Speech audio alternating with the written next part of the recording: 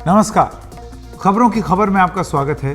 मैं हूं संकेत उपाध्याय। महाराष्ट्र के मुख्यमंत्री एकनाथ शिंदे ने मराठा आरक्षण की पृष्ठभूमि में जो सर्वदलीय बैठक बुलाई थी, उसमें सर्वसम्मति से मराठा समुदाय को आरक्षण देने और राज्य में कानून व्यवस्था बनाए रखने पर प्रस्ताव पारित किया गया है। हालांकि जो मराठा आरक्षण है महाराष्ट्र में, उसको विधानसभा के विशेष सत्र बुलाने की विपक्ष की मांग को सरकार ने अभी खारिज कर दिया। अब आप ये जान लीजिए कि एक ऐसा मुद्दा है जिसको लेकर के बवाल मचा हुआ है और सबसे बड़ा सवाल ये उठ रहा है कि कहीं आग जल रही है, कहीं गाड़ी फूंकी जा रही है, तोड़ी जा रही है। इस सब के बीच में एक राजनीतिक बवाल मचा हुआ है और ये आग कब बुझेगी, ये एक बहुत महत्वपूर्ण सवाल बन करके सामने आ रहा है। और इस सब के बीच में जो लोग महाराष्ट्र के नहीं हैं या जो दूर से इस सब चीज़ों को होते हुए देख रहे हैं, मन में एक सवाल उत्पन्न होना बहुत अनिवार्य है और लाजमी है, और वो ये है कि ये आग लगी कैसे, ये पूरा मामला है क्या और ये आग कैसे बुझेगी। बता रहे हैं हमारे सहयोगी रौनक कुकड़े।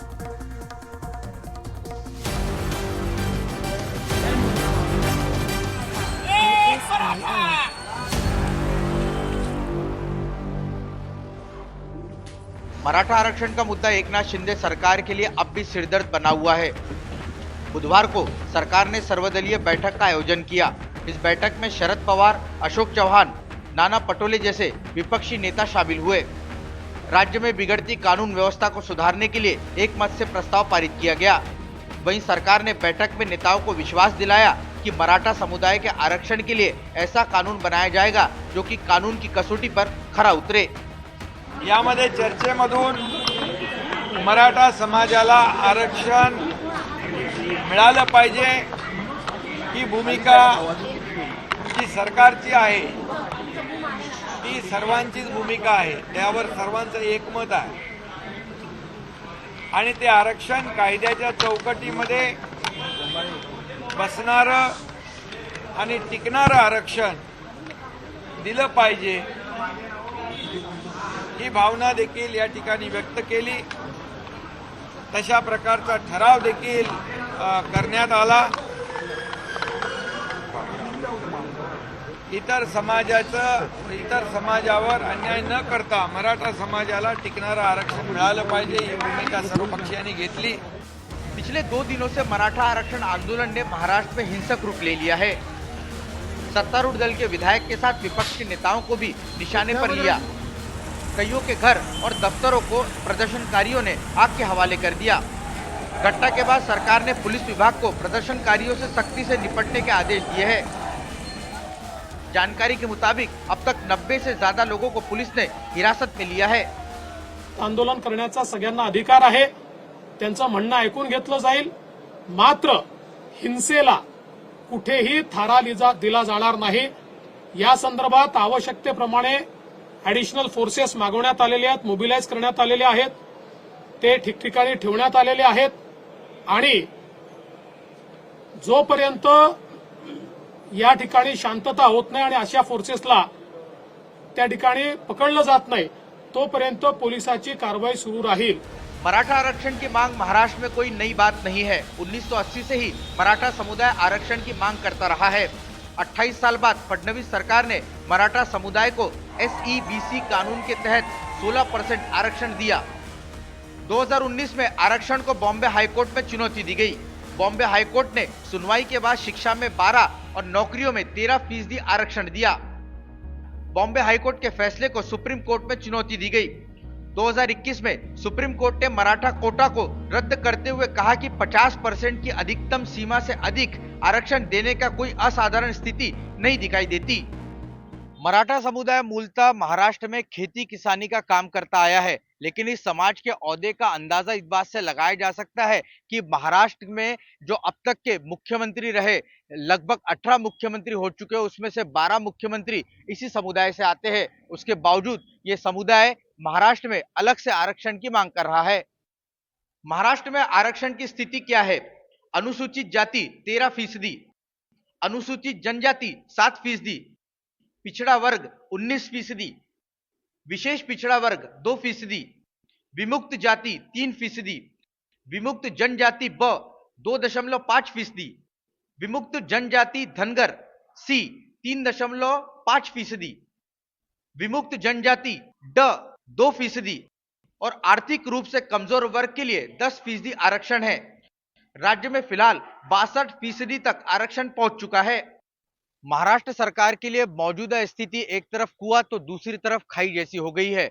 मराठाओं को अगर ओबीसी के तहत आरक्षण दिया जाता है तो ओबीसी समाज नाराज हो सकता है, और अगर मराठाओं को आरक्षण नहीं दिया तो इसका राजनीतिक नुकसान भी चुनाव के दौरान सरकार को उठाना पड़ सकता है। लिहाजा सरकार हर कदम फूंक फूंक कर रख रही है।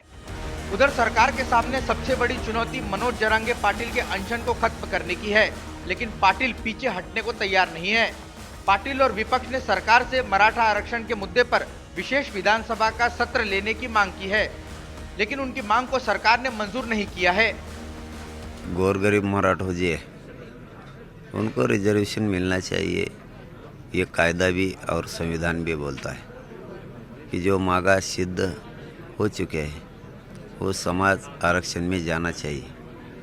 ये संविधान और कायदा ही बोलता है। मराठा तो मांगा सिद्ध हो गया है, फिर भी इसके बावजूद दूसरी बाजू मराठों का ऐसे है कि जाति जो निर्माण हुआ है वो उनके व्यवसाय से निर्माण हुए वाले। सर, आपसे ये जानना चाहेंगे कि एक तो आप लोगों ने जो मांग की है कि विशेष सत्र बुलाना चाहिए, क्या वो मान्य हुई? यहाँ पर क्या कहा सरकार? नहीं, वो सरकार ने उसके बारे में कोई कमेंट्स नहीं की, सरकार उसके बारे में चर्चा नहीं की, ना सरकार की तरफ से ऐसा प्रस्ताव रखा गया। और रहा सवाल कि ये आंदोलन तुरंत खत्म किया जाए, उसको समाप्त किया जाए, तो सरकार ने पहल करना चाहिए। ये हमने आज सरकार को बताया कि आप पहल करके इसको समाप्त किया जाए। साफ है कि इस आरक्षण के मुद्दे ने शिंदे सरकार के सामने बड़ी चुनौती खड़ी कर दी है। मुंबई से कैमरा पर्सन अमित पवार के साथ रौनक कुकड़े, एनडीटीवी इंडिया के लिए। तो रौनक की ये रिपोर्ट पूरी तरीके से बताती है कि आखिर मसला क्या है। पुरानी मांग है, दोबारा तूल क्यों पकड़ा मामला, और उसको लेकर के राजनीतिक उठापटक किस तरीके से हो रही। इस बीच महाराष्ट्र आरक्षण आंदोलन के नेता मनोज जरांगे पाटिल, जिनकी एक छोटा सा उनसे बातचीत का अंश आपने अभी ये रौनक की इस प्रदर्शन में भी सुना, वो आमरण अनशन पर बैठे हुए हैं। आपने देखा हुआ था लेटे हुए। वो जालन के अंतरवाली सराटी गांव में अनशन कर रहे हैं। मनोज पाटिल, उनका यह कहना है कि मराठा समाज के साथ बहुत साल से अन्याय होता आया है और इस बार मराठा समाज बिना आरक्षण के मानने वाला नहीं है। आइए अब आपको पूरी बातचीत सुनाते हैं जो कि उन्होंने की हमारे सहयोगी सुनील सिंह के साथ। हमारे साथ हैं यहाँ पर खुद मनोज जरांगे पाटिल। सर, एक आंदोलन की आपने शुरुआत की और आज आप पूरे महाराष्ट्र आंदोलन का चेहरा बन चुके हैं और देश में उत्सुकता है कि कौन है मनोज जरांगे पाटिल। आंदोलन तो गौर गरीब मराठा जी है, उनको रिजर्वेशन मिलना चाहिए। ये कायदा भी और संविधान भी बोलता है कि जो मांगा सिद्ध हो चुके हैं वो समाज आरक्षण में जाना चाहिए।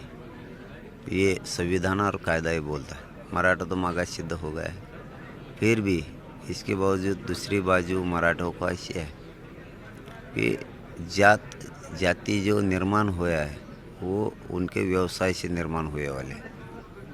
तो माली बांधव की जात ये खेती व्यवसाय होने के कारण, किसान होने के कारण उनको रिजर्वेशन दिया।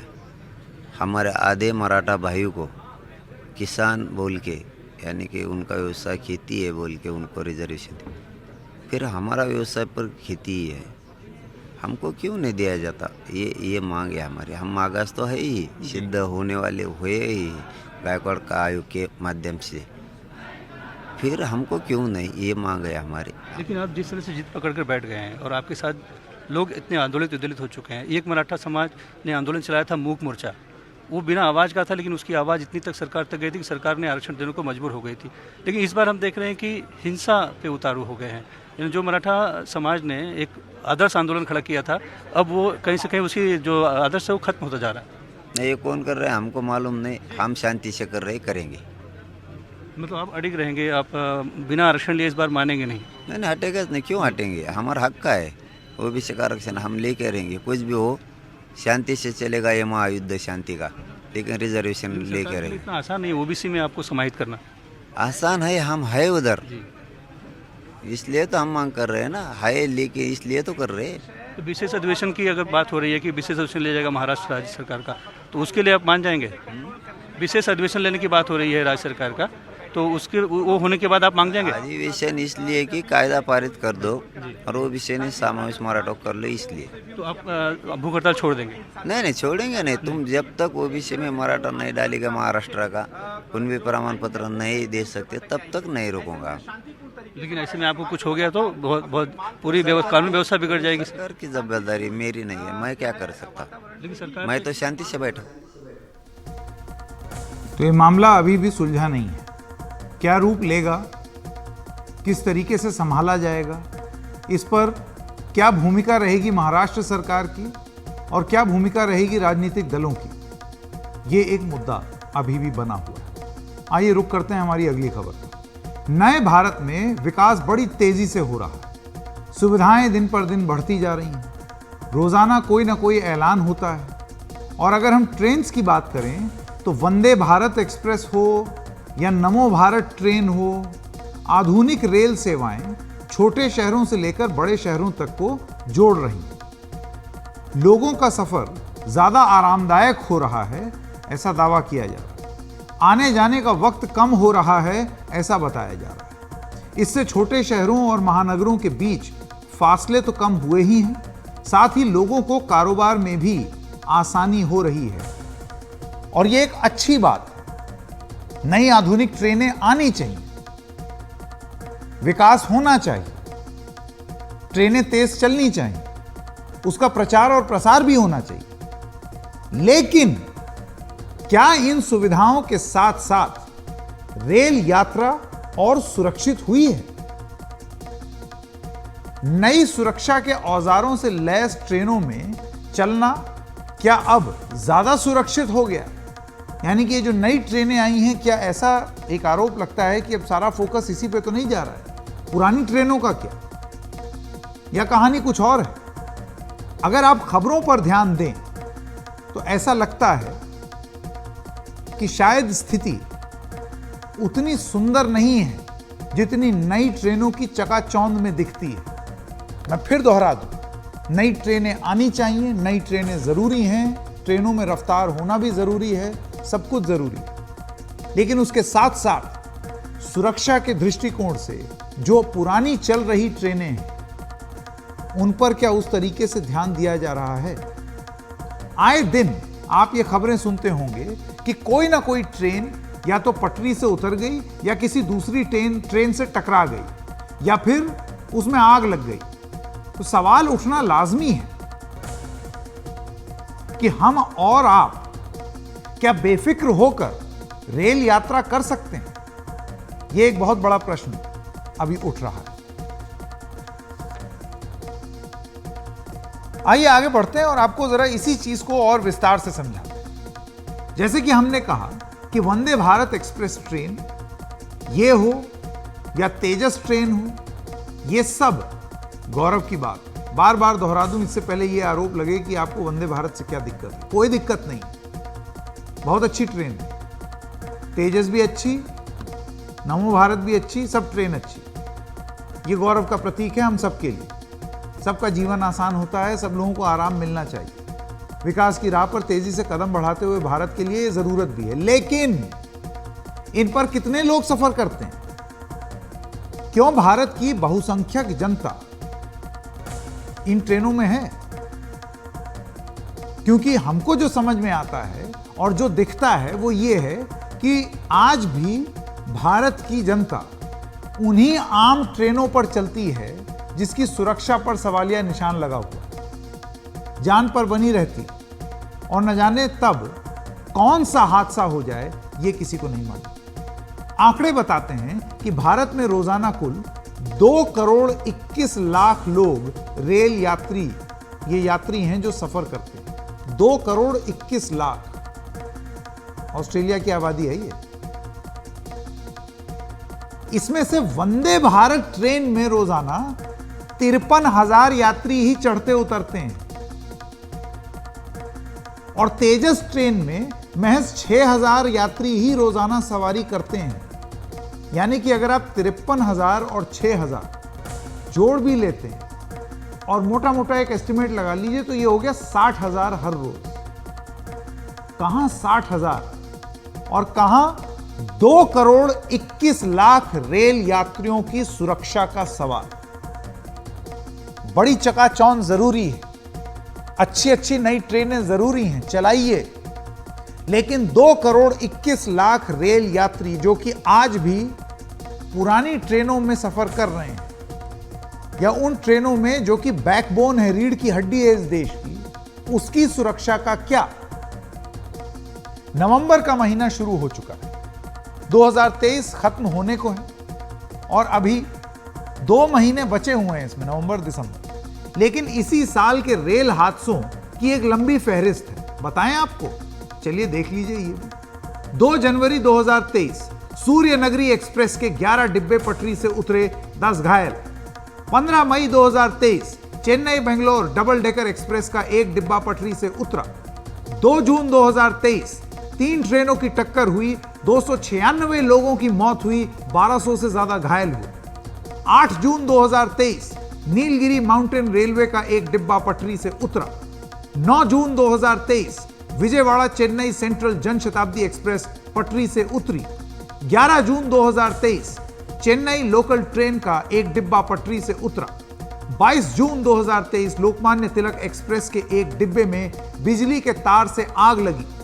25 जून 2023 2 मालगाड़ियों के बांकुरा में टक्कर। 7 जुलाई 2023 फलकनुमा एक्सप्रेस के 3 डिब्बों में अज्ञात कारणों से आग लगी। 26 अगस्त 2023 लखनऊ रामेश्वरम भारत गौरव ट्रेन में आग, 9 की मौत, 20 घायल। यात्री गैस सिलेंडर पर खाना पका रहे थे जिसकी वजह से यह हुआ। 23 सितंबर 2023 तिरुचिरापल्ली श्रीगंगानगर हमसफर एक्सप्रेस के 2 डिब्बों में आग।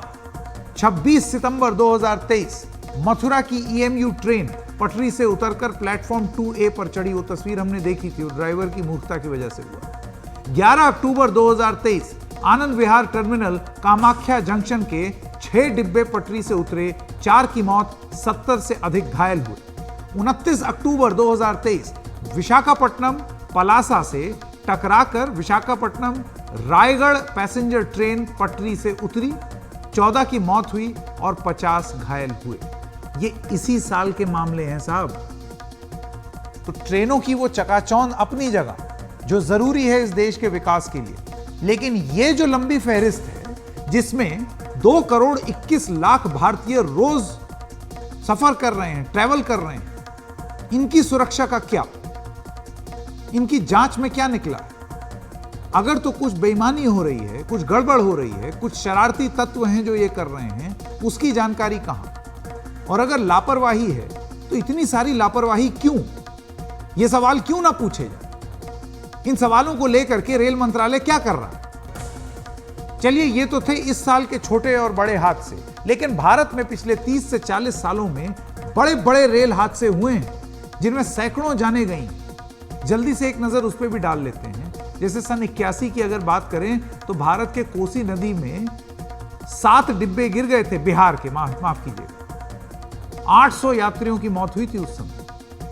सन 95 में यूपी के फिरोजाबाद में पुरुषोत्तम एक्सप्रेस कालिंदी एक्सप्रेस की टक्कर हो गई थी, 360 लोगों की मौत हो गई थी। ये उस समय जब तकनीक उतनी ज्यादा इस्तेमाल नहीं होती थी। सन 98 में भी पंजाब के खन्ना में 2 ट्रेनों की टक्कर हुई थी, 280 लोग मरे थे। आप देखिए कितने लोग मरते हैं। बिहार में 1999 में एक ट्रेन हादसे में 268 लोग मरे।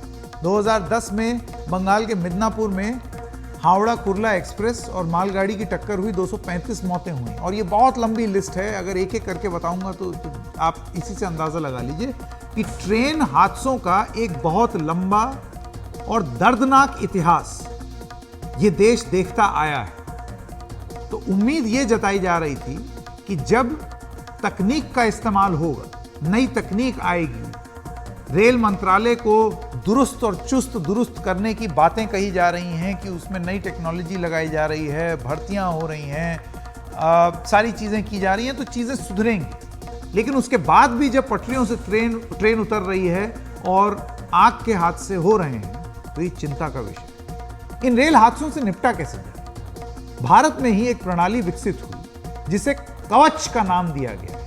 ये कवच है क्या, और ये कवच पूरी तरीके से सारे देश की सारी ट्रेनों में क्यों नहीं? कवच मतलब ये हुआ कि एक प्रयास की एक्सीडेंट हो ही ना, सुरक्षा कवच, वो वाला कवच। हमारे सहयोगी परिमल पूरी तरीके से समझा रहे हैं कि ये कवच होता क्या है, जरा बारीकी से समझिए।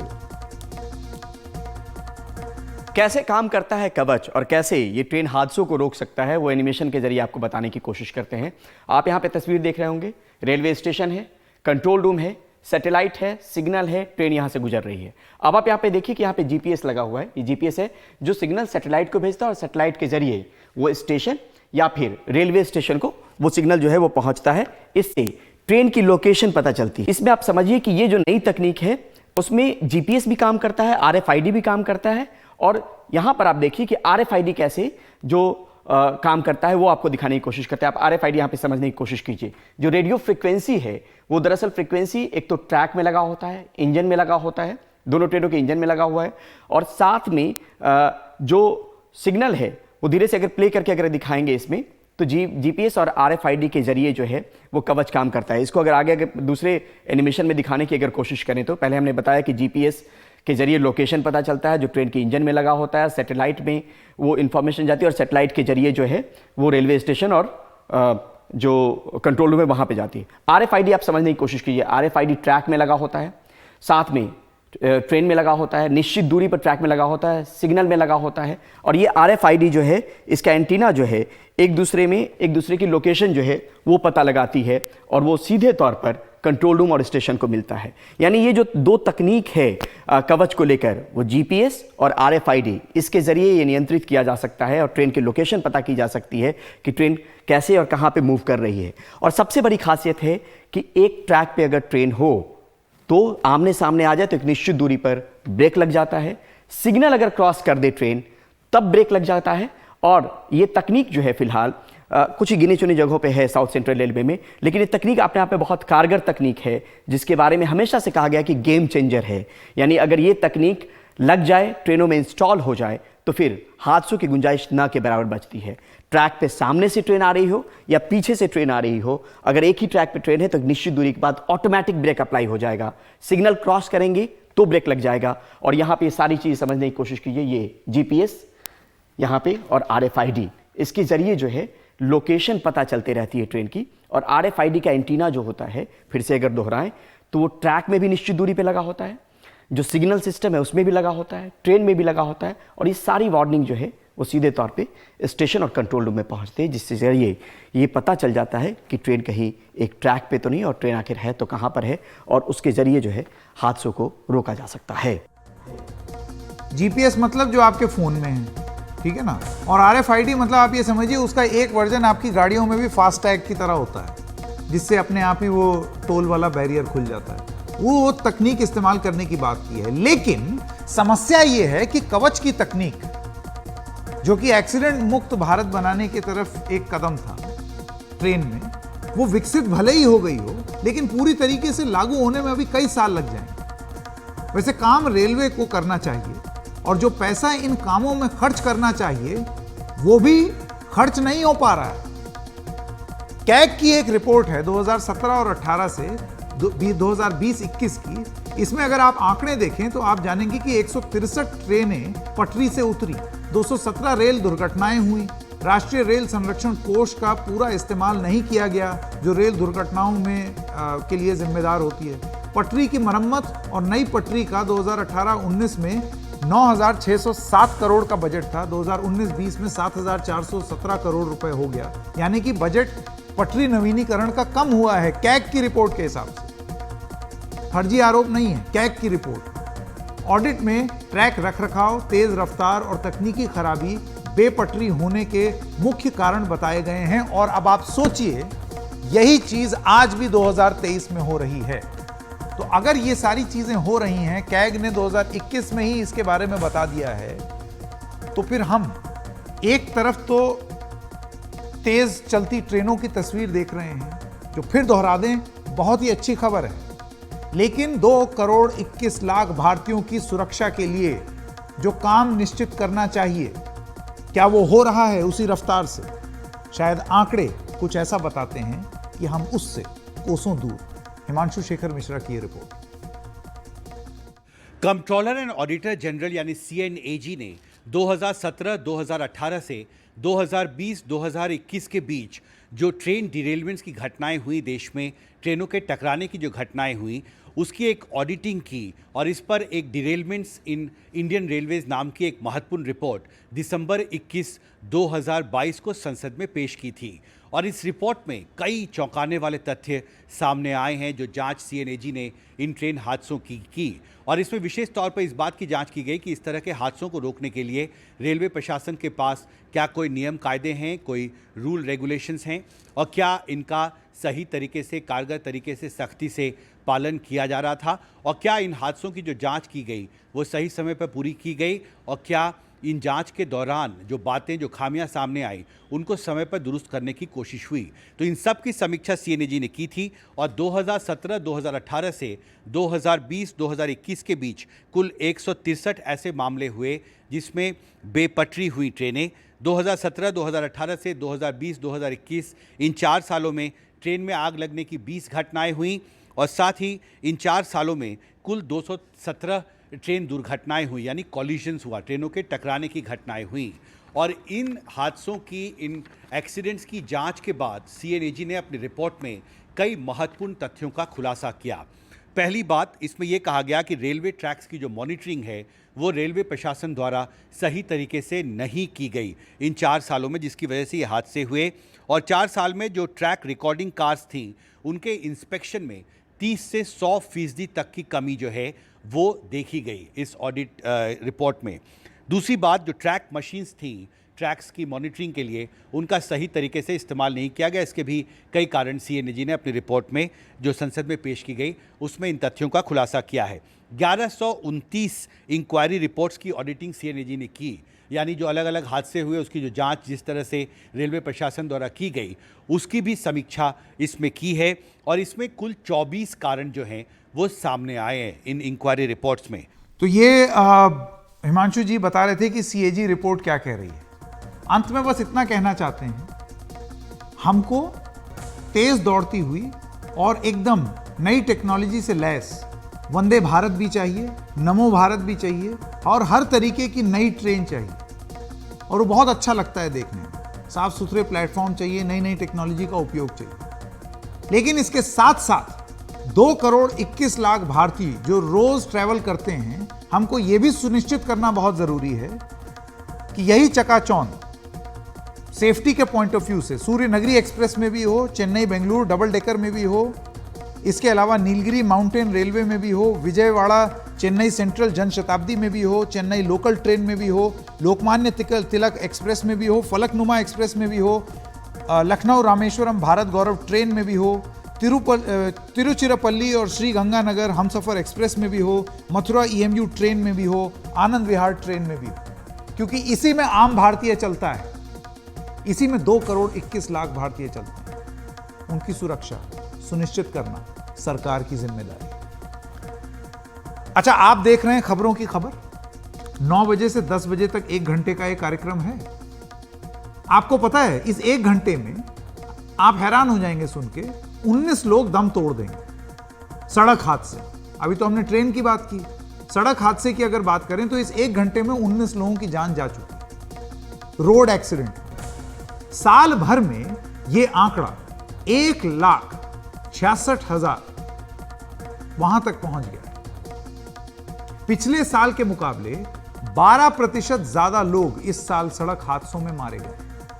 यह आंकड़ा क्यों बढ़ रहा है? रवि रंजन शुक्ला की यह रिपोर्ट देखिए।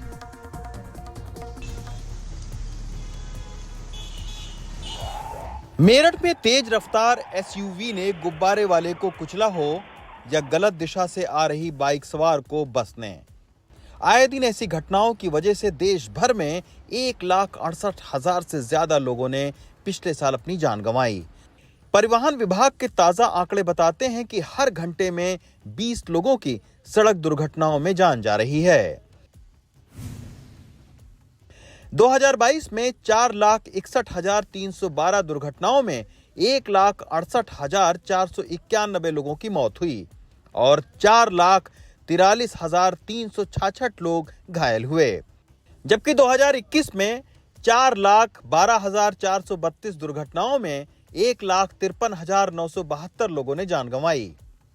इस पूरे मामले का सबसे दुखद पहलू यह है कि सड़क दुर्घटनाओं में मारे जाने वाले ज्यादातर लोगों की उम्र 15 से 45 साल के बीच होती है।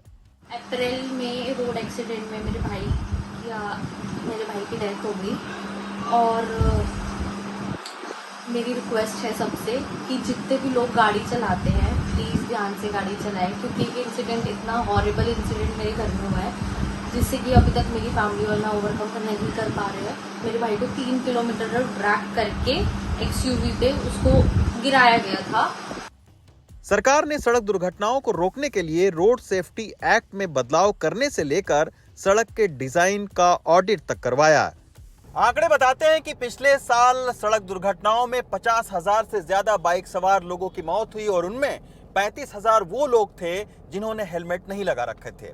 इसी तरीके से 16,000 से ज्यादा कार सवार लोगों की सड़क दुर्घटनाओं में मौत हुई। इनमें से 6,000 से ज्यादा वो लोग थे जिन्होंने इस तरीके का सीट बेल्ट नहीं लगा रखा था। अब आप समझ सकते हैं कि हम और आप अपनी जान को लेकर कितने गंभीर हैं। सेव लाइफ फाउंडेशन ने सरकार के साथ मिलकर 300 से ज्यादा सड़क दुर्घटनाओं की बारीकी से पड़ताल की है और एक रिपोर्ट भी सरकार को सौंपी है। उनके मुताबिक सड़क दुर्घटनाओं का सबसे बड़ा कारण तेज रफ्तार है। मुख्य कारण जो ये है कि जो स्पीडिंग है, जो ओवर स्पीडिंग है हमारे देश में, उसमें हमने देखा है कि बहुत ज़्यादा इंक्रीज़ हुआ है।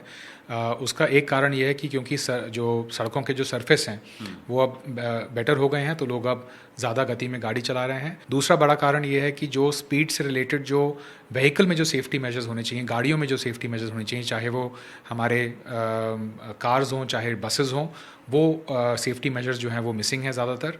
और तीसरा जो ये है कि जो रोड फर्नीचर होना चाहिए, जो अगर किसी रोड पे हम 120 पे अगर हम गाड़ी चला रहे हैं तो उसमें जो जिस प्रकार का रोड सेफ्टी फर्नीचर होना चाहिए, जैसे कि क्रैश बैरियर्स, साइनेजेस वगैरह, वो पुरानी सड़कों पे जो है वो अभी तक नहीं आए। हालांकि नई सड़कों पर हम देख रहे हैं कि उसमें उनका इंस्टॉलेशन हुआ है। हालांकि परिवहन मंत्री नितिन गडकरी इसको लेकर तमाम तरह के कदम उठा रहे हैं, लेकिन घायलों को वक्त पर इलाज न मिलने से भारत में सड़क हादसों में जान गंवाने वालों का आंकड़ा दूसरे देशों के मुकाबले कहीं ज्यादा है। नई दिल्ली से प्रेम सिंह के साथ रवीश रंजन शुक्ला, एनडीटीवी इंडिया। तो देखिए, एक कंसर्न और चिंता की बात यह भी है, आप बड़े बड़े हाईवे बना दीजिए, सब कुछ बना दीजिए, लेकिन जब सड़क पे चलने का शऊर ही नहीं होगा लोगों को, बड़े गर्व के साथ लोग बोलते हैं रॉन्ग साइड से आ जाना।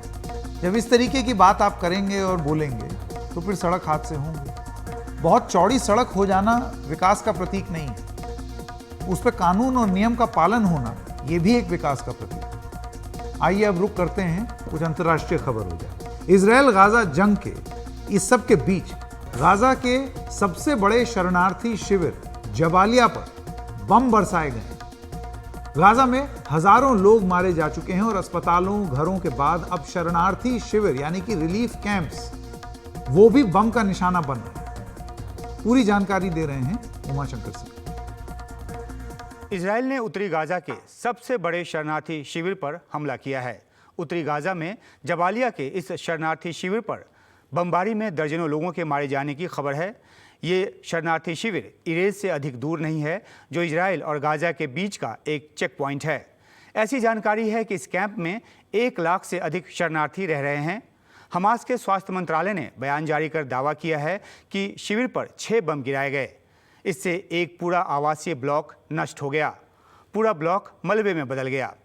इजराइल के हमले में अल जजीरा के एक ब्रॉडकास्ट इंजीनियर के परिवार के 19 लोगों के मारे जाने की भी खबर सामने आई है।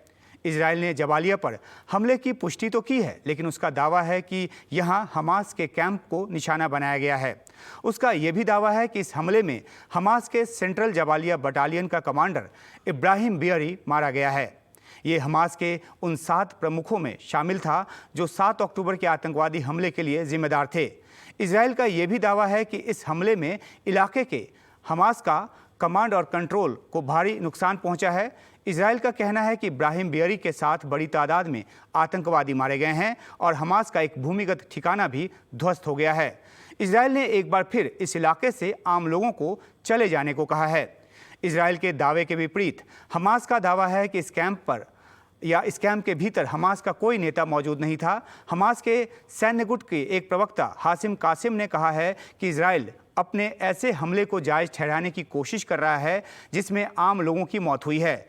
इनमें महिलाएं और बच्चे भी शामिल हैं। जबालिया पर हमले को शरणार्थी शिविर पर हमला बताकर मानवीय मदद में जुटी कई संस्थाओं और दुनिया के कई देशों ने तीखी प्रतिक्रिया दी है। मिस्र ने आवासीय ब्लॉक को निशाना बनाए जाने को अमानवीय कृत्य करार दिया है। उसने हमले में घायल लोगों के लिए उनके इलाज के लिए राफा क्रॉसिंग पॉइंट को खोलने की भी बात की है। गाजा में आम लोगों की और ख़ासतौर पर बच्चों की हो रही मौत पर यूएन का कहना है कि गाजा बच्चों की कब्रगाह बन गया है। सऊदी अरब, जॉर्डन, लेबनान, टर्की जैसे देश इजराइल पर अंतर्राष्ट्रीय नियमों के उल्लंघन और गाजा में युद्ध अपराध का दोषी बता रहे हैं। गाजा पर जारी इजराइल के हमले के विरोध में कोलंबिया, चिली, बोलिविया जैसे लैटिन अमेरिकी देशों ने इजराइल से अपने राजनयिकों को वापस बुला लिया है। हमास के खिलाफ इजराइल के हमले को लेकर अरब देशों का गुस्सा बढ़ता जा रहा है। लेबनान से हिजबुल्लाह इजराइल पर हमले तो कर ही रहा है। यमन से हुती विद्रोहियों की सरकार ने भी इजराइल के खिलाफ औपचारिक तौर पर युद्ध का ऐलान कर दिया है। यमन से इजराइल की तरफ मिसाइल और ड्रोन जो हैं वो दागे किए गए हैं, हालांकि उन्हें बीच में ही इंटरसेप्ट कर लिया गया। गाजा में जारी ज़मीनी सैन्य अभियान में इजराइल ने अपने 9 सैनिकों के मारे जाने की पुष्टि की है। गाजा में गहराते मानवीय संकट, इजराइल के बढ़ते सैन्य अभियान और उसके खिलाफ खुलते नए मोर्चों के बीच अमेरिकी विदेश मंत्री एंटनी ब्लिंकन शुक्रवार से फिर से मध्य पूर्व के देशों के दौरे पर जाने वाले हैं। आइए अब एक बात और कर लें। प्याज के बढ़े हुए दाम एक बार फिर सुर्खियों में आए, लेकिन जिस तरीके से हम आपको ये खबर देते हैं कि प्याज का दाम बढ़ रहा है, उसी तरीके से हमको ये लगता है, ये हमारा कर्तव्य है कि हम आपको ये भी बताएं कि प्याज का दाम कुछ हद तक कम भी हुआ। बढ़ा तो भी बताया, थोड़ा सा कम हुआ है तो भी बताया, लेकिन अभी भी जो सामान्य दाम रहना चाहिए उससे ऊपर ही है। देखिए ये रिपोर्ट। प्याज विक्रेता शिवम पिछले कई साल से दिल्ली की ओखला मंडी में प्याज के कारोबार से जुड़े हैं। पिछले हफ्ते प्याज की कीमतें काफी बढ़ गई थीं, लेकिन बुधवार कुछ राहत की खबर आई है। 2 दिन पहले क्या रेट था? 2 दिन पहले प्याज बिकी है 400 350 मतलब 80 रुपये किलो तक, 80 रुपये किलो तक प्याज बिकी है। 80 रुपये के बाद डाउन होते होते अब 60 रुपये किलो पहुँची है। 60 से मतलब एक ही दिन में खबर मिल रही है कि प्याज 50 रुपये तक चली जाएगी। 50 से मतलब अपने नॉर्मल रेट पर मतलब पहुँच जाएगी, कस्टमर की जो भी जेब पे ज़्यादा प्रभाव ना पड़े। तो ये क्या वजह थी? क्या अब जहाँ से प्याज लेते हैं वहाँ पर क्या कहते थे कारोबारी कहते थे कि पीछे से माल स्टॉक रुक गया है, मतलब स्टॉक आ नहीं रहा है। 80 रुपये किलो प्याज 60 रुपये किलो हो गया। इससे भी ग्राहक कुछ राहत महसूस कर रहे हैं। पहले मैं लेता था अभी 3 किलो का भी 5 किलो, लेकिन अब नहीं है इतना, ये बस 2 दिन कर पा रहे महंगा होने की वजह से ये 1 किलो से गुजारा। राज प्याज की सस्ता